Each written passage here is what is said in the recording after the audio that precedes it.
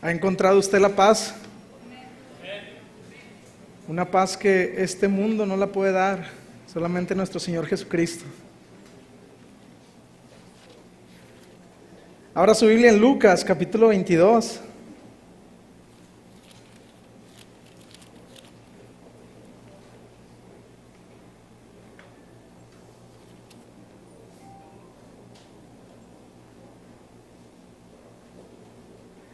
Lucas, capítulo 22, desde el versículo 39. Lucas, uno de los evangelios. Casi todas las dificultades que encontramos al estudiar la palabra de Dios en los evangelios es que el propio Jesús, el propio Señor Jesús, no escribió ninguno de estos evangelios. Entonces, Él no los escribió. Es una gran dificultad, pero todo está dentro de su soberanía. Puso a 4 siervos que fueron inspirados por parte de Él y nos dejaron estos evangelios. Otra dificultad es que no hay un solo carta o libro llamado evangelio, sino que hay 4, Mateo, Marcos, Lucas y Juan. Les llamamos sinópticos por su parecido entre ellos. Pero ¿por qué tener 4 evangelios? ¿Por qué tener 4? ¿Por qué, 4 libros llamados evangelios y por qué no tener uno? Al menos una de las razones es porque habla a diferentes comunidades, o sea, a diferentes comunidades, ya sea judíos o gentiles. Gentiles pueden ser también romanos o griegos. Entonces, cada uno de estos evangelios comunican de diferente manera y a diferente pueblo. Ahora, la porción que veremos hoy específicamente es del versículo 47 al 53. Este evangelio fue escrito principalmente a gentiles, más específicamente a la cultura griega. Este pasaje que vamos a ver hoy, usted lo puede encontrar en Mateo 26 también. Este mismo pasaje lo puede encontrar en Marcos 14 y este mismo pasaje lo puede usted encontrar también en Juan capítulo 18. Aunque cada evangelio nos da detalles importantes de esta historia, lo que normalmente nos confunde es que agarramos un evangelio y teniendo ese evangelio queremos completarlo agarrando partes de Mateo, agarrando partes de Marcos, de Lucas y de Juan y hacemos uno solo.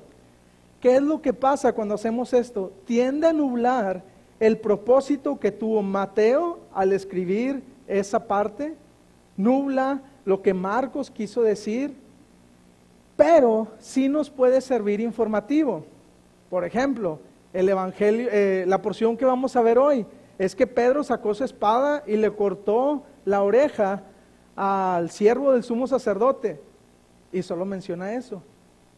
Pero podemos encontrar en Juan, que Juan conocía a la gente del sumo sacerdote, y Juan sí escribe, esa persona se llamaba Malco.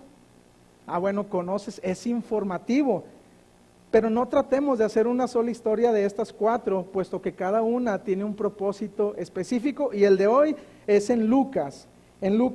Entonces, ¿qué debemos de conocer en este pasaje? Debemos conocer el contexto del Señor Jesús, bajo qué circunstancias estaba.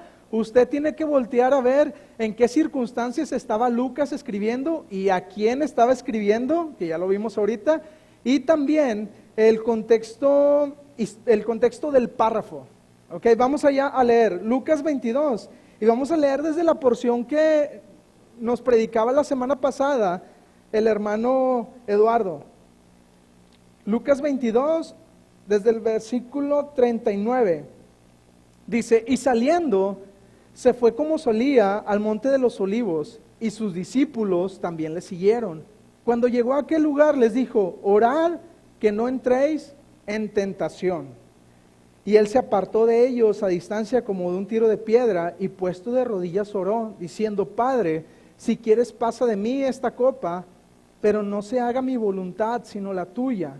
Y se le apareció un ángel del cielo para fortalecerle.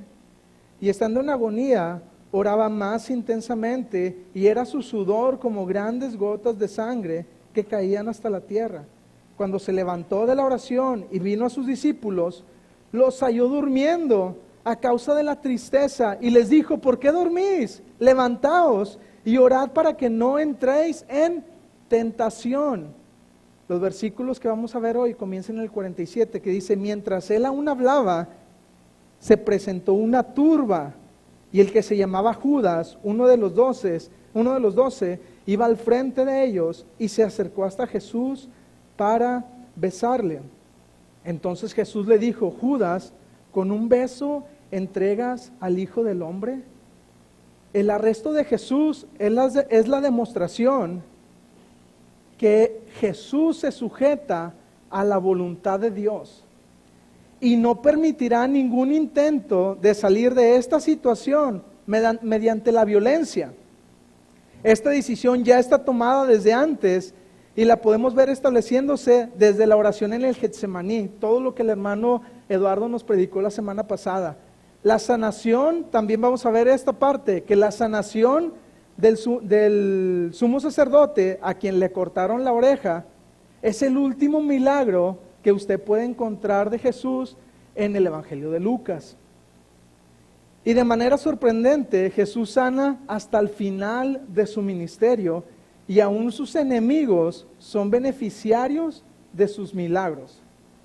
Jesús se lamenta, versículos adelante, usted lo puede ver, en la manera en que se está llevando a cabo su arresto, e indica que ha llegado la hora de las tinieblas. Eso lo encuentra en el versículo 53.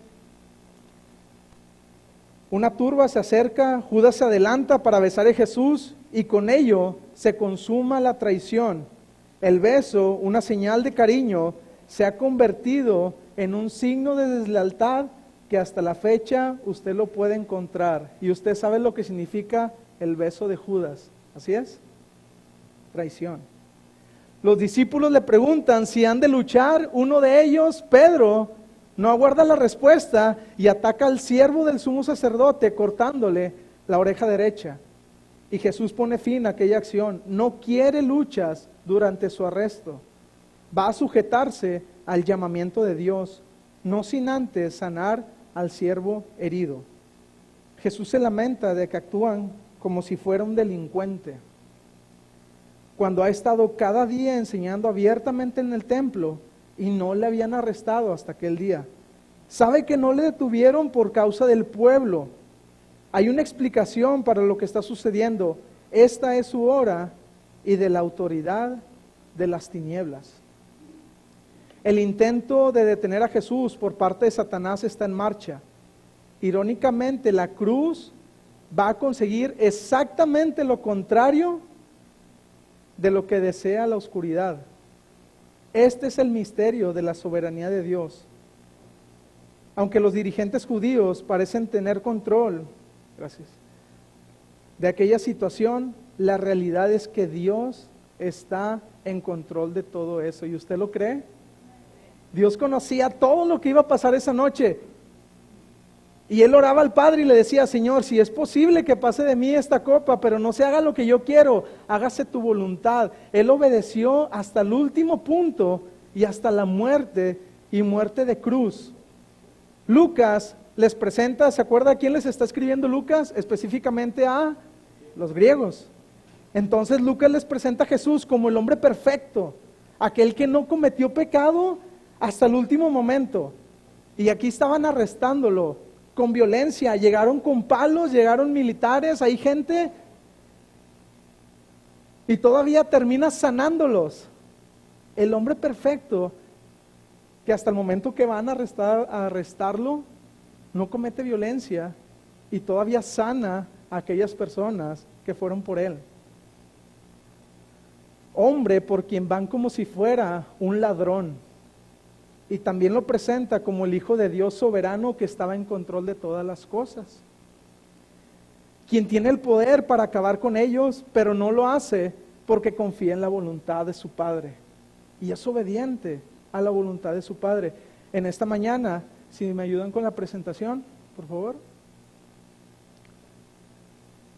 Debemos de ver que por cuanto Dios es soberano y está en control de todas las cosas, de las cosas de cada uno en específico, de las cosas de este mundo, Dios está en control de todo.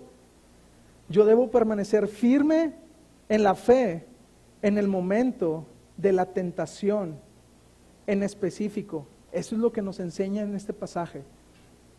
Que en medio de la tentación, en medio de la tentación proveniente de Satanás, yo debo permanecer firme en la fe. ¿Pero por qué? Porque confiamos en que Dios está en control de todo. Confiamos en que Dios, Él es todopoderoso para poder armonizar todas esas cosas, para que a los que aman a Dios todas las cosas les ayuden a bien. Oye, pero quieren matar a Jesús.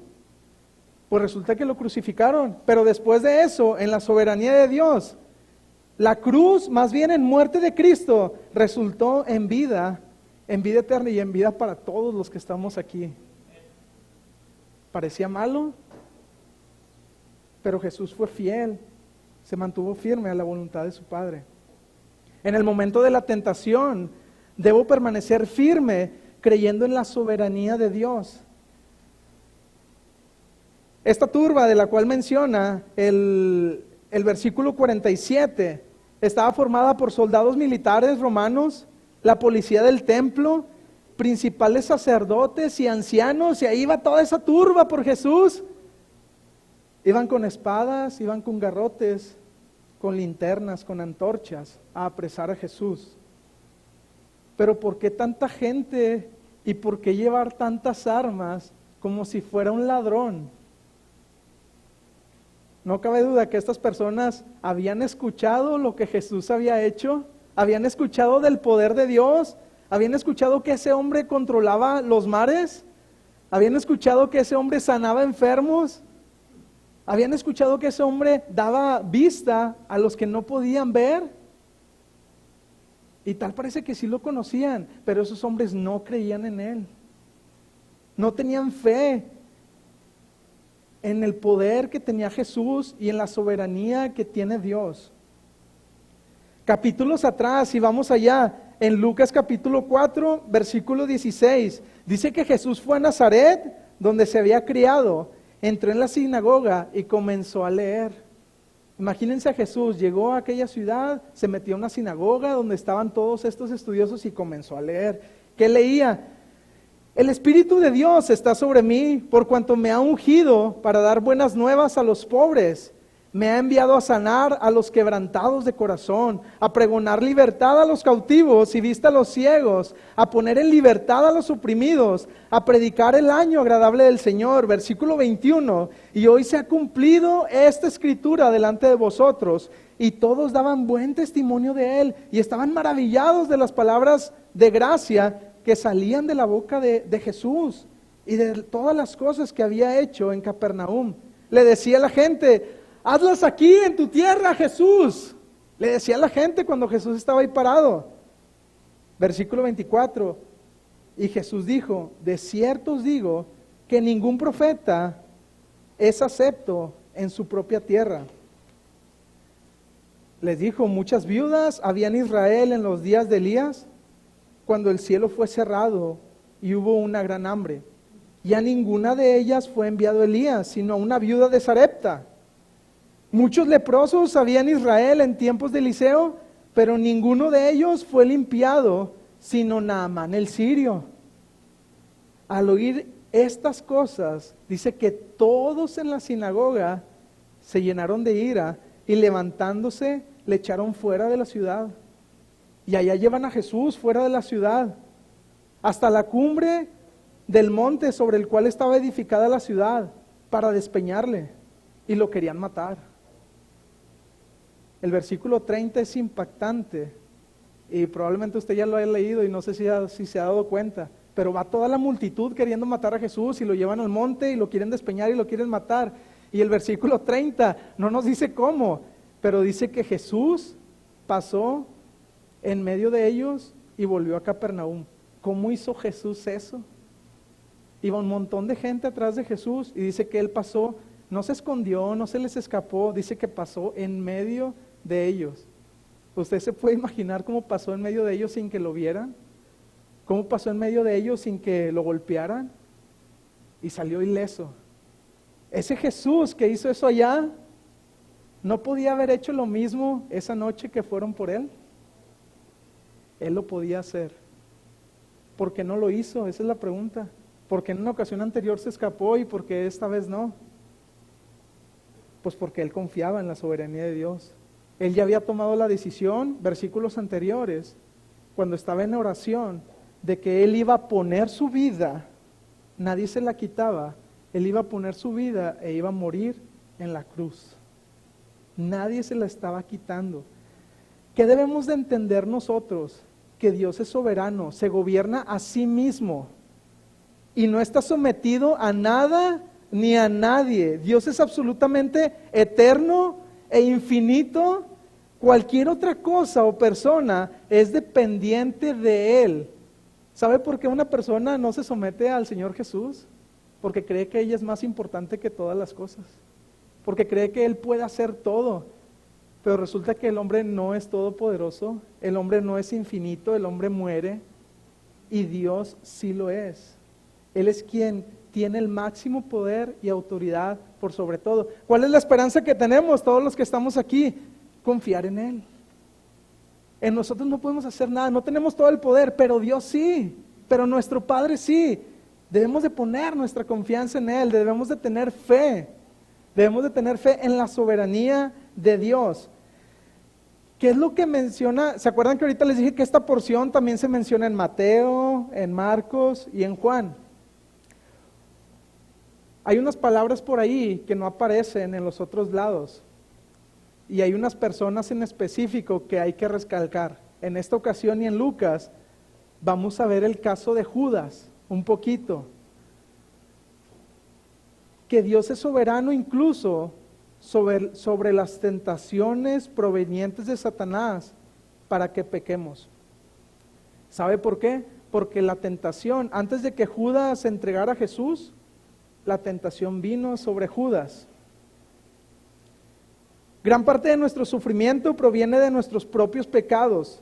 Y vamos a Mateo 4:3, ¿alguien que me ayude a leerlo? Mateo 4:3, Julián, ¿me ayudas, por favor?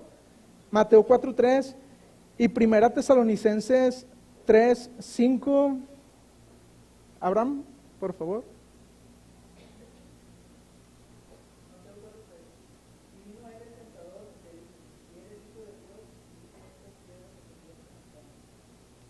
Así es. El mismo Señor Jesús fue tentado y vimos que rechazó la tentación ¿con qué? Con la misma palabra de Dios. Primera Tesalonicenses 3:5.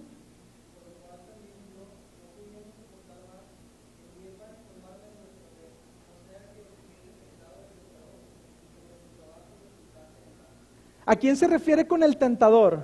¿Quién es el tentador? Satanás, ¿verdad? Satanás no se paró y fue y tentó a Pedro.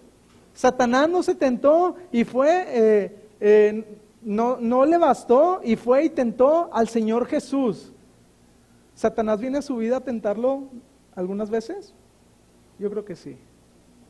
Yo creo que sí. Estamos expuestos a esto y a Satanás se le conoce como el tentador. Y él mismo, por medio de la tentación, se ha encargado de engañar al mundo a través de toda la historia.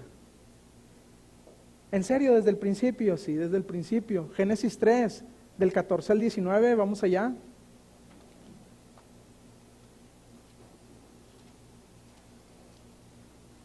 Génesis 3, versículo 14. Y Jehová Dios dijo a la serpiente: por cuanto esto hiciste, maldita serás entre todas las bestias y entre todos los animales del campo. Sobre tu pecho andarás y polvo comerás todos los días de tu vida. Y pondré enemistad entre ti y la mujer, y entre tu simiente y la simiente suya. Esta te herirá en la cabeza, y tú le herirás en el calcañar. A la mujer dijo: multiplicaré en gran manera los dolores de tus preñeces, con dolor darás a luz los hijos, y tu deseo será para tu marido, y él se enseñoreará de ti. Y el hombre dijo: por cuanto obedeciste la voz de tu mujer, y comiste del árbol que te mandé diciendo: no comerás de él, maldita será la tierra por tu causa, con dolor comerás de ella todos los días de tu vida. Versículo 19, con el sudor de tu rostro comerás el pan hasta que vuelvas a la tierra, porque de ella fuiste tomada, pues polvo eres y polvo volverás. Esta tentación que vino en el huerto, a raíz de esa tentación entró el pecado en el hombre Y a partir de ahí, el pecado pasó a todos los hombres. Y llevó una consecuencia, la tentación que pasamos ahí. Desde aquella ocasión, Satanás ha estado tentando a los seres humanos a hacer lo que les herirá a ellos y a otros. En Lucas 22, regresemos a Lucas 22. Pero en el versículo 3 y 4 dice: y entró Satanás en Judas, por sobrenombre Iscariote, el cual era uno del número de los 12. Y éste fue y habló con los principales sacerdotes y con los jefes de la guardia de cómo se lo entregaría. Ese momento en específico donde dice que Satanás entró en Judas. ¿De qué manera pudo haber entrado Satanás en Judas? El Antiguo Testamento revela que el rey Saúl, ¿usted se acuerda del rey Saúl? Fue agobiado por un espíritu malo varias veces en su reinado. Después de la batalla de David con Goliat, dice que un espíritu malo de parte de Dios tomó a Saúl, y vemos un caso ahí que está registrado. Pero en Juan 13:2, sin el afán de nublar el propósito de Lucas, nos dice que durante la cena, como ya el diablo había puesto en el corazón de Judas Iscariote, hijo de Simón, el que lo entregara. Hay una gran diferencia entre que Satanás haya literalmente entrado a Judas y que Judas, sin conocimiento de nada, haya llevado a entregar a Jesús, pero Juan nos esclarece que no fue así. Lo que Juan nos deja claro es que Satanás, ¿qué fue lo que hizo? Puso en el corazón de Judas el entregarle a Jesús. ¿De qué manera le pudo haber puesto? ¿Cómo se pudo haber metido Satanás de esa manera para persuadir a Judas de que entregara a Jesús? Influir en el corazón de Judas. Y es que Judas tenía por ahí una flaqueza. A lo mejor usted ya la conoce. Judas batallaba con un pecado en específico por ahí, que fue la puerta de entrada al corazón de Judas. Vamos a Juan 12, del 1 al 6.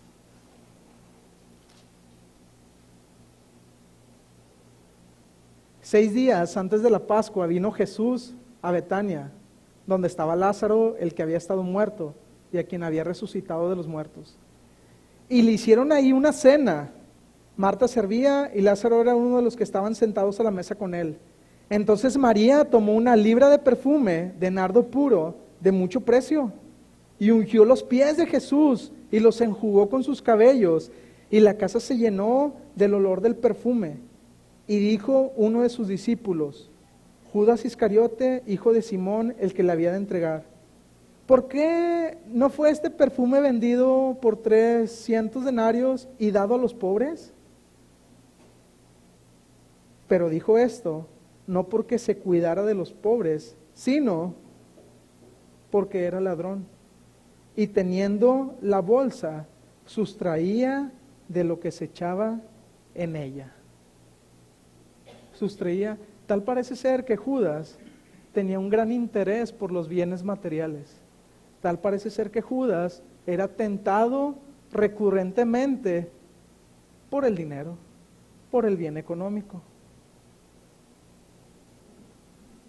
Fue el amor a las riquezas la que pudo aprovechar Satanás para poner en el corazón de Judas la traición, y de esa manera entregar al Señor Jesús, al Mesías, al Salvador, a las autoridades para que acabaran con él. Lucas 22:6 dice que Judas se comprometió y buscaba una oportunidad para entregarles a Jesús a espaldas del pueblo. El deseo carnal, el pecado por las riquezas, ese deseo dominó a Judas, quien había alimentado el pecado en secreto y cultivó una doble vida, en la cual mientras estaba sentado con Jesús, mientras Jesús hacía los milagros, mientras iba una mujer y derramaba un perfume caro a los pies de Jesús, ahí estaba Judas diciendo, ¿y por qué ese dinero que se gastó en ese perfume, por qué no se dio a los pobres? Pero dice la Biblia que no lo decía porque le interesaban los pobres. Dice que lo decía porque dice que sustraía de lo que era puesto en esa bolsa. Y tal parece ser que ya era recurrente lo que hacía Judas. En estos primeros versículos también vemos una palabra en específico que dice que cuando Judas llegó con la turba, dice que besó al Señor Jesús. Imagínense besar a Jesús después de todo lo que había hecho, después de ya haber pactado con los sumos sacerdotes el entregárselo. El beso, pues en aquel tiempo, incluso ahí, pues en los hombres se usaba para saludar, indicaba amistad y afecto, sobre todo al maestro. Y Judas, la palabra nos dice que no solamente le besó, sino que le besó efusivamente. Le besó efusivamente. Tal parece ser que Judas se le olvidó que Jesús conocía los pensamientos de los hombres. Tal parece ser que Judas olvidó que Jesús era omnisciente y que sabía todas las cosas. Y luego va Judas y va con personas y quieren apresar a Jesús. ¿Pero qué Judas no había visto los milagros que hacía? ¿Qué Judas no había visto que Jesús podía pasar en medio de la gente? Pues aún conociendo todas esas cosas, dice que Satanás llegó a él y por medio de ahí de las riquezas, entregó al Señor Jesús. Satanás se aprovechó de esto. Debemos de recordar que todo esto está dentro del poder y conocimiento y soberanía de Dios. Nada se le escapa, nada en lo más mínimo. Él conoce todas las cosas. En Hechos 1:16 se lo leo, dice: varones hermanos, era necesario que se cumpliese la escritura en que el Espíritu Santo habló antes por boca de David acerca de Judas, que fue guía de los que prendieron a Jesús. Después también en Hechos, capítulo 2, versículo 22.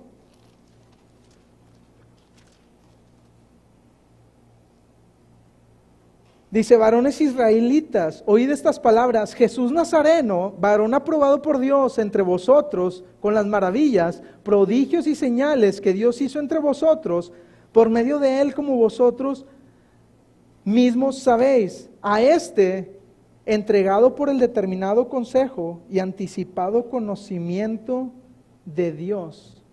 Significa que Dios ya conocía que Jesús iba a ser entregado de esta manera. Una vez más, ¿por qué no hizo? ¿Por qué no se escapó? ¿Por qué no acabó con esos hombres? ¿Él podía hacerlo? Sí podía hacerlo. ¿Y por qué no lo hizo? Porque se sometía a la soberanía de Dios, al plan que Dios ya tenía. ¿Y cuál era el plan? Llegar a la cruz, a la muerte de cruz, para que al instante, días, meses o años después, viniéramos usted y yo, arrepentidos de nuestros pecados, a la cruz de Cristo y fuésemos salvos. ¿Está usted consciente de esto? Todo esto hizo Dios. Todo esto hizo Dios. Dios es Rey de reyes y Señor de señores. Y todos los que hemos confesado con nuestra boca que Jesús es el Señor y creemos que Dios le levantó de los muertos, debemos depositar nuestra fe en su soberanía ahora que vivimos dentro de su voluntad. Aquellos que no lo han hecho, es una invitación a confesar a Dios, al Dios que controla todas las cosas, y confesarlo como nuestro Dios, como nuestro Padre, si no has tenido la oportunidad. Y en medio de la tentación, permanecer firmes. ¿Cuál fue la tentación de Judas? Pues le gustaba sustraer de las cosas. Dice que al momento que se puso de acuerdo para entregar al Señor Jesús, ¿qué es lo que le iban a dar? Por ahí se metió Satanás. ¿En qué tentaciones pudiéramos estar batallando cada uno de nosotros? Y cada uno de nosotros tiene unas tentaciones por ahí. ¿De qué manera Satanás se puede meter en nuestras vidas por medio de la tentación? Quizá por el engaño y quizá por la mentira. Sam, ¿nos ayudas con Colosenses 3, versículo 8 y 9? Hermano Daniel, ¿nos ayuda con 1 Timoteo 6:10, por favor? Y hermano Carlos, Colosenses 3, 5 y 6, por favor. ¿Qué tentaciones podemos tener de parte del enemigo hoy en día? Ahí está la primera. Sam, ¿nos ayudas? Pero ahora dejad también vosotros todas estas cosas: ira, enojo, malicia, blasfemia, palabras deshonestas de vuestra boca. Insultáis los unos a los otros, habiendo despojado del viejo hombre con sus hechos y revestido del nuevo, el cual conforme a la imagen que la creó, se va renovando hasta el conocimiento pleno. Así es, una de estas tentaciones que pudiéramos tener es hablar engaño y hablar mentira en nuestras vidas. Algo que no refleja la grandeza del Señor Jesucristo viviendo en nosotros. Algo que no refleja la grandeza de Cristo.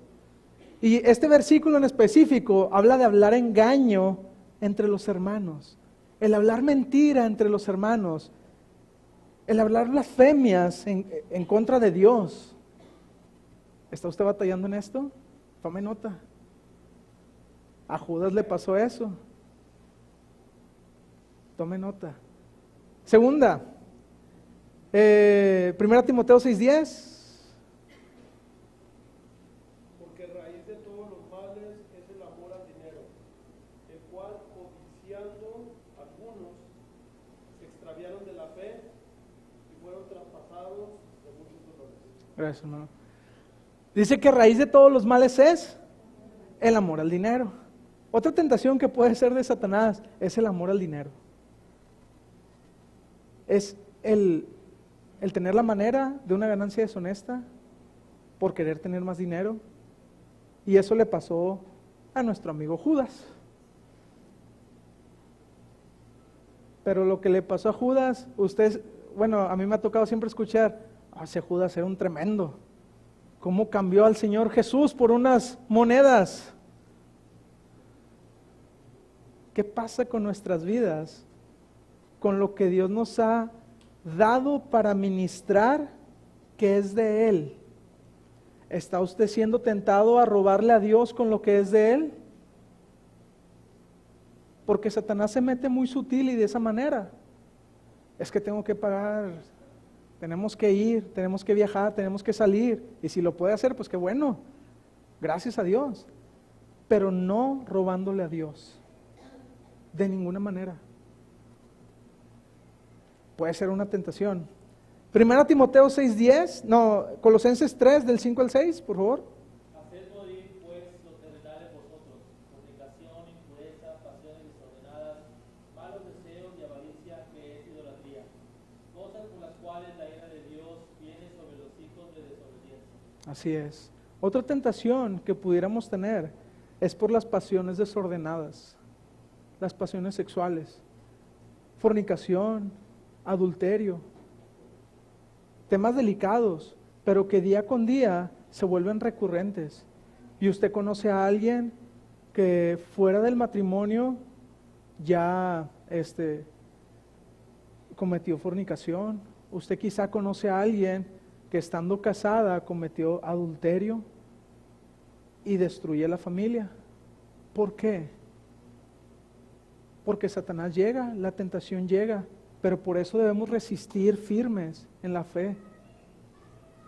Dios, que es Dios soberano y que está en control de todas las cosas, Dios conoce que usted y yo tenemos necesidad y Él promete suplirla, pero muchas veces mal administramos lo económico, muchas veces queremos ganar más de lo que tenemos. La Biblia dice que no es bueno que el hombre esté solo y Dios le provee de una ayuda idónea, o Dios le proveerá también. Y dice Dios que maridos amen a sus esposas. Pero después el marido dice, bueno, amo a mi esposa, pero también amo a Sultanita y amo a este y amo a la otra. ¿Es una tentación verdaderamente esto? Yo creo que sí, está al día. Y cualquiera podemos llegar. Yo creo que si le preguntamos al inicio a Judas, oye, ¿quieres entregar al Señor Jesús? De hecho le preguntó en la cena, ¿seré yo, maestro, el que te entregue? ¿Y qué le dijo Jesús? Tú lo has dicho. No sé si Pedro lo preguntaba porque dice, pues ya todos preguntaron, si no pregunto, pues van a decir que soy yo, pues mejor pregunto, y resulta que le dicen que sí. Después de eso dice que Judas se fue. Entonces, debemos de confiar en que Dios ve todas las cosas. Cuando uno cae en cualquiera de estas tentaciones, sustraes dinero, ¿y cómo lo haces? Que nadie te vea, ¿verdad? Te quedas de ver con alguien más, hombres, mujeres, te quedas de ver con alguien más, y que nadie me vea. Pero hay alguien que conoce todas las cosas, y tarde o temprano sale a la luz. Tarde o temprano iba Judas delante de la turba a apresar al Señor Jesús. Tarde o temprano la tentación sale a la vista. Entonces confiemos en la soberanía de Dios, hermanos. Todas estas cosas no sirven. Aunque el caso de Judas es muy trágico y difícil de imaginarse, no es tan diferente de lo que hace el diablo para poner en el corazón de cualquier persona algún pecado. Dice Santiago 1:14, sino que cada uno es tentado cuando de su propia concupiscencia es atraído y seducido. Aquí con Judas, ¿qué es lo que vemos? Dice versículos anteriores, y Satanás puso en el corazón de Judas. Pero hay muchos de nosotros que ni es necesario que Satanás venga. Porque dice la Biblia que muchos de su propia concupiscencia, de lo mismo de estar pensando en eso, de su mente, en su mente, dice que son atraídos y seducidos. Y así es el pecado. El pecado es sutil, entra poco a poco a la vida de las personas y al rato terminamos así. En la soberanía de Dios podemos decir que no nos ha sobrevenido ninguna tentación que no sea humana. No nos ha sobrevenido ninguna tentación que no sea humana. Piensen en esas tentaciones que vienen a su vida, no es humana. Es humana. Con el poder de Dios podemos derribar, hacer a un lado esa tentación. Dice que fiel es Dios, que no nos dejará ser tentados más de lo que podamos resistir. Es una confianza que debemos de tener en Él, dentro de su soberanía. Santiago 4, 7 y 8 dice, someteos pues a Dios, resistid al diablo y huirá de vosotros. Muchas veces no queremos decirle que no al diablo. El diablo apenas se acerca y dice, sí, y vámonos. Se presenta la oportunidad, dinero fácil, sí. No, resiste. Es que no quiero batallar, tienes que resistir. El resistir, ¿qué implica? Poner una fuerza, ¿no es cierto? Resistes, es poner una fuerza, es poner un esfuerzo. Pon tu fuerza, pon tu fe, no propia, porque no vas a poder. ¿En quién? En la soberanía de Dios. Pero debemos entender que nuestras fuerzas no lo podemos hacer, Es en la soberanía de Dios, pero sí dice resistir. Y Él y huirá de vosotros. Acercaos a Dios y Él se acercará a vosotros. Pecadores, amén. Limpiad las manos y vosotros los de doble ánimo, purificad vuestros corazones. En medio de la tentación, si creemos en Dios, también debemos de purificar nuestros corazones. Porque en el corazón de Judas se había dispuesto ya el entregar a Jesús. Y por ahí entró Satanás, porque vio esa rendijita. Purifiquemos nuestros corazones, hermanos. Ahorita mencionamos 3 tentaciones, pero hay un montón, de las cuales cada uno estamos batallando al menos en una. Entonces aquí todos somos enfermos y tenemos algo que cambiar en nuestras vidas, algo que corregir. Versículo 49 de Lucas 22, ahí en nuestra historia. Viendo los que estaban con él lo que había de acontecer, le dijeron: Señor, ¿heriremos a espada de estos hombres que han venido? Y dice: y uno de ellos hirió a un siervo del sumo sacerdote y le cortó la oreja derecha. Vámonos, todavía no terminaban de preguntar y él ya había cortado una oreja. Entonces, respondiendo Jesús, dijo: basta ya, dejad. Y tocando su oreja, dice que le sanó. En el momento de la tentación debo permanecer firme, creyendo también en la voluntad de Dios. Aquí estaban los discípulos con Jesús. Jesús ya había enseñado, ¿usted se acuerda? Ama a Dios con todo tu corazón, con toda tu alma y con todas tus fuerzas. ¿Y Pedro lo estaba haciendo? Yo creo que sí, pues sacó la espada y dijo: aquí no se llevan a nadie y vámonos, cortar orejas. Y salió al frente. Tal parece ser que amaba a Dios con todo su corazón en ese momento. Pero dice el último de los milagros que es mencionado en Lucas, dice que Jesús sana a esta persona. Porque Jesús había dicho que amarás al Señor, tu Dios. Pero dijo el segundo, también, gran mandamiento, que dice: amarás a tu prójimo como a ti mismo. Pedro no pensó en lo más mínimo en esta persona a la cual le cortó la oreja, llamado Malco. ¿Malco confiaba en Jesús?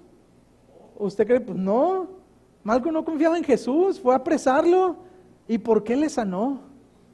Si no confiaba en él, porque no dependía de la persona, dependía de Jesús. ¿Por qué le sanó? Según el versículo 38, los discípulos tenían 2 espadas con ellos, y Pedro tenía una de ellas. También el versículo 33 ahí de Lucas, podemos ver que Pedro estaba dispuesto hasta la muerte por Jesús, y en ese momento demuestra que era cierto. Apenas unos discípulos estaban preguntando si podían herir con espada cuando Pedro ya había cortado una oreja, y desde luego que el objetivo de Pedro no era la oreja. Yo creo que Pedro había puesto el objetivo en la cabeza, porque iba todo por Jesús. Pero Jesús nos enseña el carácter de su ministerio, la obediencia a la voluntad, punto número 2, la obediencia a la voluntad del Padre, a la voluntad de Dios. ¿Y cuál es la voluntad del Padre hoy en día?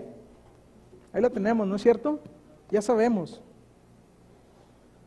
En los momentos de mayor tentación, que es este caso, es cuando uno saca su verdadero yo. Es cuando uno saca lo que verdaderamente es. Está la tentación y obviamente pues no quieres que nadie te vea, pero ese es el verdadero yo, el que quizá le gusta agarrar lo que no es suyo. El verdadero yo es quizá aquel que le gusta engañar a las personas, engañar a tal grado a su esposa o a su esposo.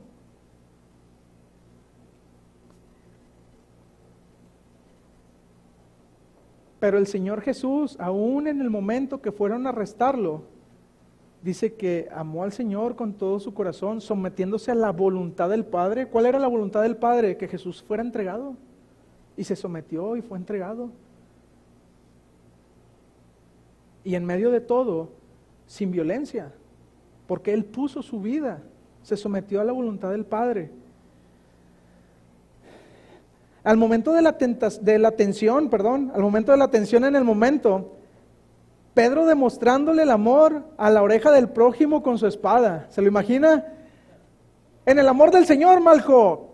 No estaba demostrando el amor del Señor en lo más mínimo, ¿verdad que no?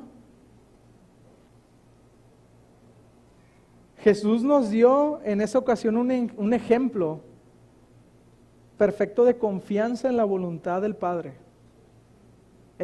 Jesús confiaba plenamente en la voluntad de Dios.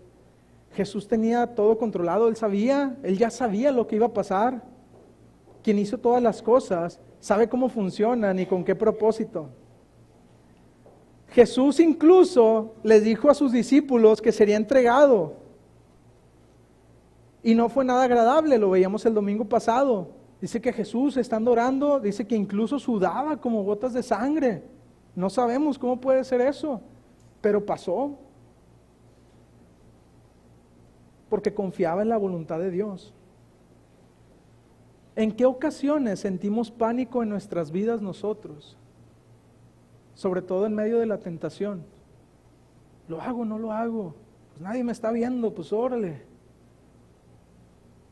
Me someto a la voluntad de Dios. La voluntad de Dios dice, no os unáis en yugo desigual con los incrédulos. Y viene el tentador y te presenta un buen partido, pero en desacuerdo a la voluntad de Dios. Y allá vas, en busca de una chica o de un chico lejos de los planes de Dios. Me ha tocado que hasta vienen los papás, no pasa nada, Elan, es una buena chica. Le digo, hermano, no es lo mejor, cuida a su hijo, no pasa nada. Tiempo después viene, oye, Elan, tenemos un problema. Porque Dios es claro, Dios es claro, pero no nos queremos someter a su voluntad muchas veces. Usted está casado o casada y la voluntad de Dios dice, una vez más, maridos, amad a vuestras mujeres. Así como Cristo amó a la iglesia y se entregó a sí mismo por ella, Efesios 5:25, y se presenta la tentación, y ahí tienes al hombre llevándole un ramo de flores a su esposa. Te amo con todo mi corazón. Pero se da la vuelta y quizás encuentra otra mujer y también le dice, te amo con todo mi corazón. ¿Usted cree que ese hombre o mujer es temeroso de Dios? Yo creo que no. Y es algo difícil, pero es algo que también la Biblia dice.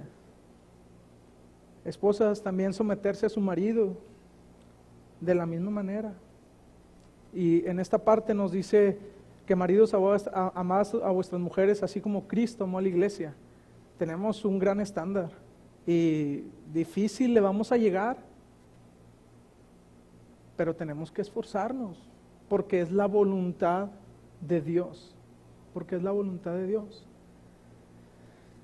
Necesitas trabajo y estás desesperado y casualmente se te presenta la oportunidad de un buenísimo trabajo, pero es algo, sabes que es un trabajo que no respeta la voluntad de Dios. Sabes que es un trabajo que deshonra el nombre de Dios. Pero dices, Dios sabe que necesito trabajo, vámonos. Sí, Dios sabe todas las cosas, ya lo vimos. Pero además de que Dios sabe todas las cosas, Dios te dejó escrito cuál es la voluntad. ¿Cuál es la voluntad? En el momento de la tentación debo permanecer firme creyendo en la obediencia a Dios también, en la obediencia a Dios. Y ese es el tercer punto. Una vez que tú conoces la soberanía de Dios, sabes que Dios es por sobre todas las cosas. Conoces la voluntad de Dios, te has rendido, le has dicho al Señor, Señor, sé quién soy un pecador, necesito de ti. Vienes a los pies de Cristo, te comprometiste con Dios, confesaste con tu boca que Jesús es el Señor. ¿Qué es lo mínimo que podemos hacer por Él? Obedecerle. A los que aman a Dios, todas las cosas les ayudan a bien. Tenemos un montón de promesas. Él cuida a sus hijos, Él provee, dice que no nos va a faltar nada. ¿Por qué no confiar en Él? ¿Por qué caer ahí siempre en la tentación? Algo principal en este texto también es un sentido que debe generar al que lee el pasaje de Lucas. ¿Usted alcanza a percibir la ironía que supone la sanación de Jesús a uno de sus enemigos que ni siquiera creía en Él? ¿Por qué Jesús sana a esta persona?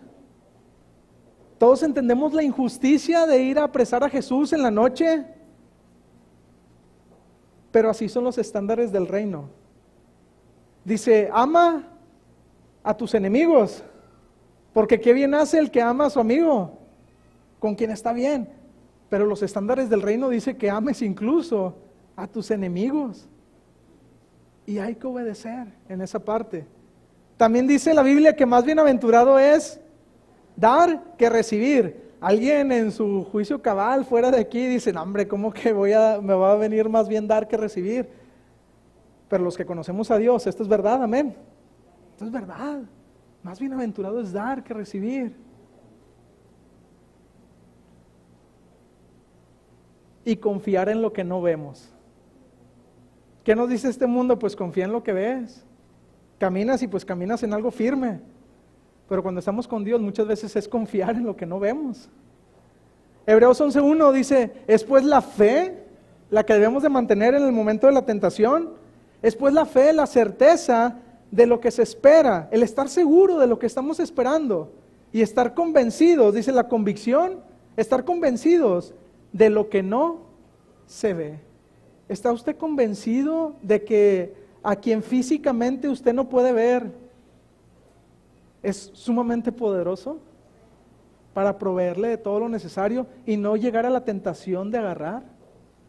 ¿Está usted plenamente convencido de la omnisciencia de Dios? Que Él conoce todas las cosas y aunque te andes escondiendo para cumplir la tentación y andar por ahí, que Dios conoce todas las cosas.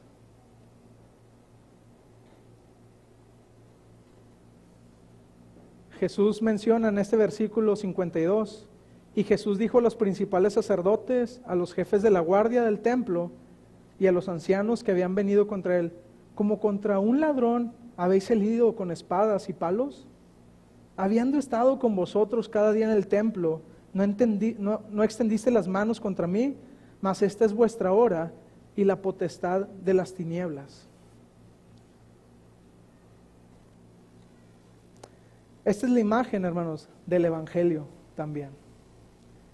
Jesús ministra a los pecadores y necesitados en el momento de su arresto. Judas y la multitud enviada por el sumo sacerdote son a quienes Jesús vino a ministrar, a los pecadores. Y gloria a Dios, aquí vemos muchos pecadores, pero que hemos creído en Dios. Creemos en su soberanía, creemos en su voluntad. ¿A qué los animo en esta mañana? A obedecerle. A permanecer firmes en la tentación. No solamente cuando todo está bien y en la iglesia, bien padre, gloria a Dios, todos aquí nos abrazamos, pero también cuando nadie nos ve. El conocer que sabemos que es Dios quien nos está viendo. Imagínese la dureza de corazón y ceguera de aquellos que apresaron a Jesús y ahí mismo vieron ese milagro. Y la historia dice que como quiera se llevaron a Jesús. Jesús hizo el milagro, sanó a aquellos que fueron a apresarle, a aquel hombre, pero dice que como quiera se lo llevaron. Estas personas ya conocían el poder de Jesús, lo vieron cuando estaban ahí. Y aún viendo eso, no creyeron. Podríamos definir que para obedecer necesitamos también la fe, que es lo que tenemos aquí. Versículos más adelante, usted va a ver que también versículos atrás, usted ve que Jesús le dice a Pedro, Pedro, me negarás 3 veces. Y fue anunciado eso. Versículos más adelante, ¿qué es lo que vemos? Que efectivamente Pedro niega al Señor Jesús. Pero hay una gran diferencia y podemos verlo como un paquete, el caso de Judas y el caso de Pedro. Cuando Pedro iba a negar al Señor Jesús, en los versículos anteriores, Jesús le dice que Satanás ha pedido a Jesús para zarandear a Pedro. Vemos la soberanía también de Dios. Y lo que Jesús le dice es, Pedro, he orado al Padre para que tu fe no caiga, que tu fe sea fortalecida. Y hay una gran diferencia entre Judas y Pedro. Que Judas cayó ahí en esa tentación, entregó al Señor Jesús, y dice que una vez que le entregó y todo esto, ¿qué fue lo que hizo Judas? Fue y se ahorcó, y se mató. No pudo con esa tentación que había hecho, y eso es lo que produce Satanás en la vida de las personas. Entra Satanás, caes en la tentación, y termina en destrucción. Hubo una gran diferencia con Pedro. Pedro también negó al Señor, negó al Señor Jesús, pero después de esto dice que lloró, se arrepintió de lo que había hecho. Y una vez habiendo sido la vergüenza de los discípulos, al decir, no puede ser, Pedro, que tú, estando dispuesto a sacar la espada, a matar por Jesús, después lo andas negando. Pero una vez que se arrepintió, Jesús lo puso como simiente, como la piedra, ahí también, Pedro, para continuar el Evangelio cuando no estuvo. Y es una gran diferencia entre Judas y Pedro, una gran diferencia. Podríamos definir la fe como una entrega a lo que Dios es, a lo que Dios hace, a lo que Dios dice. ¿Qué es Dios? Dios es soberano, es todopoderoso, es omnisciente, es el Dios en el cual usted y yo creemos, amén. Él puede todas las cosas, Él conoce todas las cosas, Él lo sabe todo, no se le escapa nada, usted y yo creemos en Él. ¿Y qué es lo que Dios hace? ¿Qué es lo que Dios hizo también? Derrotó a la muerte, salva a todo aquel que deposita su fe y pasa de muerte a vida. ¿Y qué es lo que Dios dice? Que si confiesas con tu boca que Jesús es el Señor y creyeres en tu corazón que Dios le levantó de los muertos, serás salvo. Si tú no has puesto tu fe en Cristo, este es el momento para hacerlo. Este es el momento. Si tu vista está nublada, no sé, como Judas ahí que le entregó, si estás en tentación por cualquier situación que estés pasando, la respuesta es Cristo. Te invito a que en esta mañana puedas reconocer que Jesús es tu Señor.